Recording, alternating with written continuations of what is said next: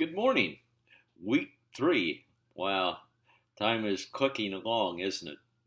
I have enjoyed reading your discussion boards and your interactions for week 2, and they provide a lot of good stimulating thought. I hope you've had a great day of a great weekend of worship. As my wife and I were wrapping up yesterday, we read from 1 Peter chapter 1. Therefore, set your minds for action. Be self-controlled. Set your hope fully on the grace to be given you when Jesus Christ is revealed. As obedient children, do not conform to the evil desires you had when you lived in ignorance, but just as he who called you is holy, so be holy in all you do, for it is written, be holy, because I am holy. Great words, at least for me, and I expect for you as well. We are in for a very exciting week. We have the part 2 of Crouch to read, a number of pages there. But we have a classic article by Paul Hiebert called Cultural Contextualization. It's a profound article. It's 10 pages long. I'll put a link to access the PDF in the printed announcement. Then we have a video.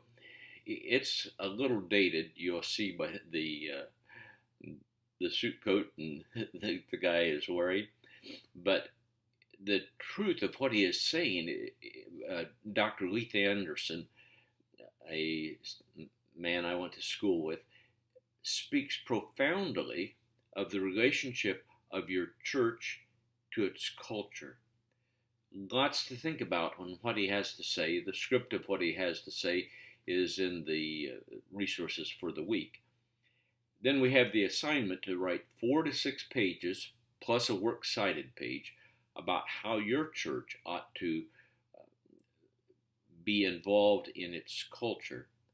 Be sure that you utilize the resources, Crouch, Hiebert, and the video, as well as other resources that you may have come across in your studies or in your life experience.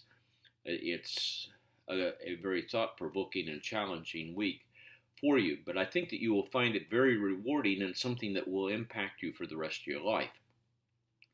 Then we have a great discussion board. I also want to remind you that in week 5, now we're week 3, week 5 is coming in a couple weeks, you have a demographic study of your community where your church is located. Now, some of you are in a metropolitan area. We don't want the data for the metropolitan area. We want the data for your community. So that's an important distinguishing element of our demographic study.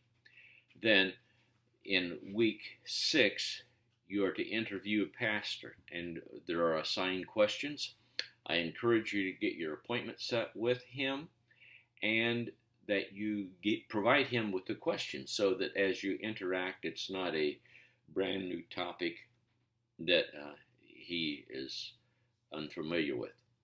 And then in week 7, you will gather a group of 4 to 7 congregants from a diverse group, diverse as it relates to length of membership, diverse as it relates to age, diverse as it relates to occupation.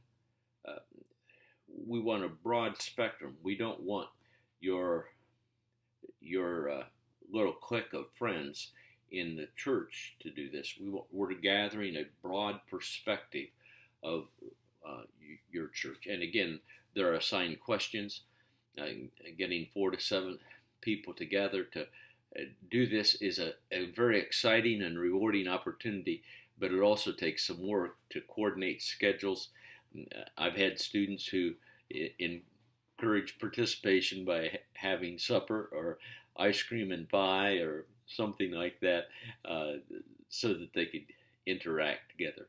So you need to plan ahead to creatively accomplish those goals. God bless you as you work this week.